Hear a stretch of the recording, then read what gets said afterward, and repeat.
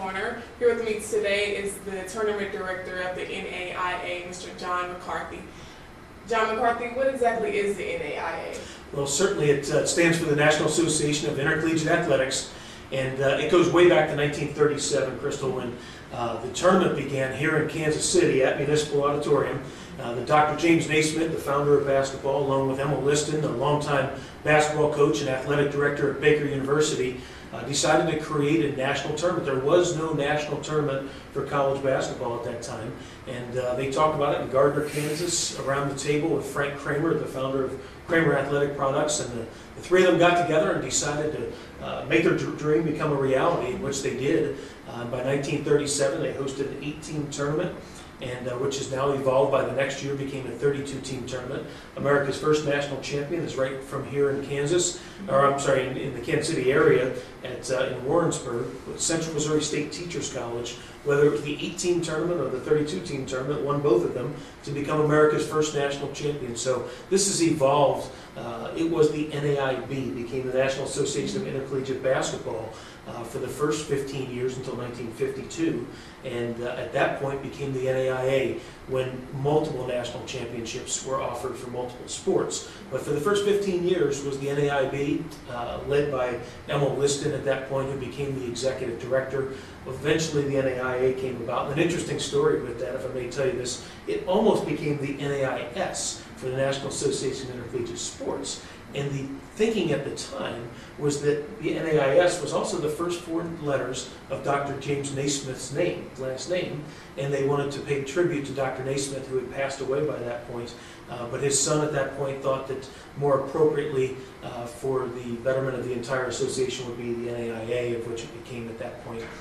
As a quick couple tidbits of the history, I think are just really appealing and really very, very important to the history of the NAIA, is that by 52 it became the NAIA, as I mentioned, but by 1953 the association became the first national association to allow historically black schools into membership, which was hugely significant.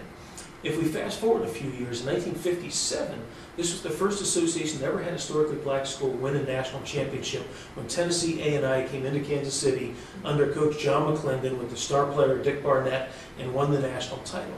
Well, what was particularly historic about that, one, it's the first ever historically black school to win a national championship in this country. Secondly, they won it again in 1958 and 59, thus becoming the first school in the history of college basketball to three-peat in America. And just wonderful. It all happened right here in Kansas City as part of that history. It all happened as part of the NAIA. To fast forward a few years, Kentucky State University, led by the great Travis Grant, won the national title in 1970, 71, and 72, thus becoming the second team in the history of college basketball to three-peat. Again, all as part of the NAIA, and also all right here in Kansas City, the college basketball capital of America. If we fast forward, the NAIA is also the first to have a championship sports festival by bringing multiple national championships to one site. That idea was formulated right here in the NAIA. To fast forward, the NAIA is the first association to offer national championships to both men and women when the women began participating in 1980 in national championships. And to fast forward, this is the first association to launch a national character-driven initiative with our Champions of Character, now in our 11th year with that program, and with the focus of changing the culture of sports in the United States through a character-driven initiative, obviously in a positive manner, and it's now beginning to take great root. So I know I've rambled with your very simple question, but I tend to get excited a little bit about the history of the NAIA. Going back to the Championship of Character, tell us a little bit more about that. What is the purpose of that? Well, very simply, in a nutshell, the Champions of Character exists to change the culture of sports for the positive through a character-driven initiative. And we have put together multiple programs on multiple platforms, and by that I mean there's a presentation that is directed towards parents, one directed towards student athletes, one directed towards coaches. We have in-person presentations, we have booklets that follow up with those presentations to make sure those principles are reinforced, and we have our 5 core values that we really believe in through the Champions of Character presentation. But we are out in the field giving those presentations, following up with booklets. But what's really important for us is all of our colleges and universities to really embrace that program. We have, at the moment, 290 colleges and universities throughout the country that are members of the NAIA. And our thought is, through Bruce Brown, about create the materials to begin with for the champion's character, that one student athlete of character can change his team. One team of character can influence and change a school. Now, one school of great character can influence and change the whole community.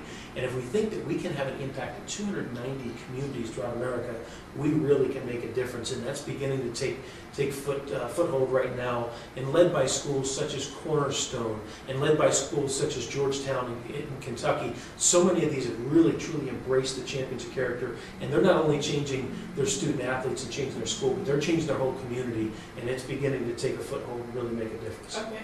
And from my understanding, there's a different recruiting process with the NAIA versus the NCAA. Tell us more about that. Well, there's not a whole lot of a different process in the fact that coaches go out, they're going to try to find the best student athletes they can, the best players they can, the best students they can, the best people of character they can. So we're looking at a lot of the same people in terms of basketball players or football players, baseball players, etc.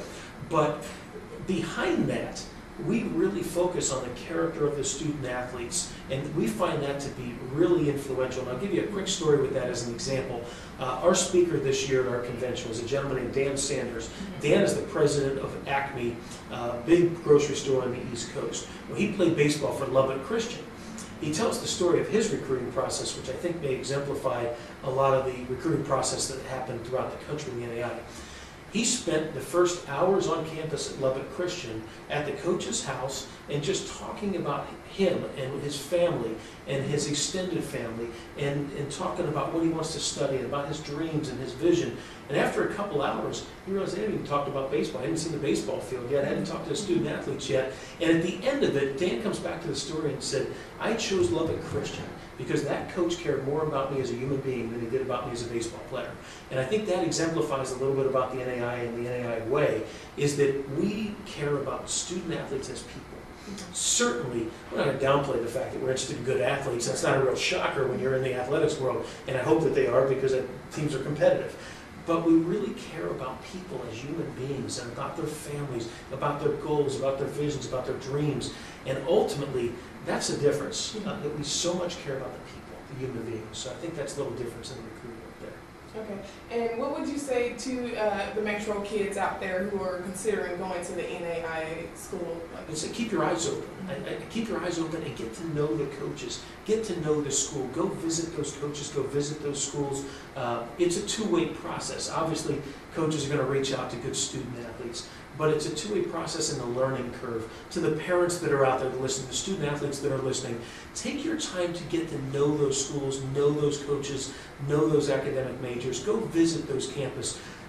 I think what you're going to find are some genuinely great people that care about your sons and daughters as people. And I think that is just crucially important. So the advice I give is take the time to really get to know those schools and get to know those coaches. They're wonderful people. Okay. And much like Cascade Sports, you have the educational, you talk about a lot about the academics. How important do you think it is for an athlete to be successful in their academics? How does that help them in the long run? Well, I mean, that's the end game. That's what it's all about. I mean, basketball, football, baseball, etc. That's the tool. That's the vehicle. That's what helps them get to the end of getting that education. And I'll tie a couple things together. We asked our coaches, all of our head coaches, regardless of sport, assistant coaches, grad assistants, volunteer. We now passed legislation that says that our coaches have got to take an online character test or a course, so that they really understand the value of teaching character through sports. And we find that to be hugely important. So education, whether it's of our own coaches or whether it's of our student athletes, that's at the core of what we do. We're in the education business, and one of my personal mentors and favorite human beings that I've ever spent time with is Coach John Wooden from the great UCLA. Many people forget he got his start here. He got to start at Indiana State Teachers College. He coached in this tournament in 1948, and in that year, many people don't realize he coached the first black player to ever play in a national championship in this country. When Clarence Walker stepped on the court on March 9, 1948 at Municipal Auditorium for Coach John Wooden. I tie that together because Coach Wooden at heart was a teacher. He would tell you that he was a teacher, and a good coach is a teacher. And teaching is about education. It's about tying students and learning to that teacher. And he's one of our great role models here in the NAIA, Coach Wooden, and it's been lived through for years and years. We see the great student athletes that come through the NAIA, come through these great coaches, understand the bigger picture by their time they're done, because we hopefully have understood now how to teach character through sports, and in the classroom we're getting the great educational value while you get those intrinsic values through athletics. Hopefully by the time we're done, if we do our job real well, we've helped develop whole people. So when is the next tournament? We go March 14th to 20th in 2012, and obviously we're really excited. This is the 75th anniversary of the tournament coming up this year. We're going to try to launch a few special initiatives to celebrate that 75th anniversary, and we're looking forward to bringing the whole community together. Both by community, I mean both the NAIA community, I mean nationally community of people that have been involved and touched by this tournament of the year, and certainly I mean the Kansas City community, to fully embrace the 75th anniversary this year. Do you want to elaborate more on the special events, or do you want to just... I think I'm going to hold off on that just yet, and hopefully we'll announce some of those things here in the near future, but I can tell you it's going to be a great time in the 75th anniversary, and obviously from a little bit of a selfish standpoint, my 2 cents worth plug is come on out to Municipal Auditorium on the 14th through the 20th of 2012 to be part of that great celebration this year. It's going to be a wonderful time. And do you expect a big crowd this year? Have you seen a growth in attendance over the years? We sure have, and we certainly expect to see a great crowd for this year, for the 75th anniversary. It's been a lot of fun. Thank you for talking to us today. It's been a pleasure. Thank you for tuning into this segment of Coach's Corner. Until next time, remember, the victory we call success goes to the best prepared.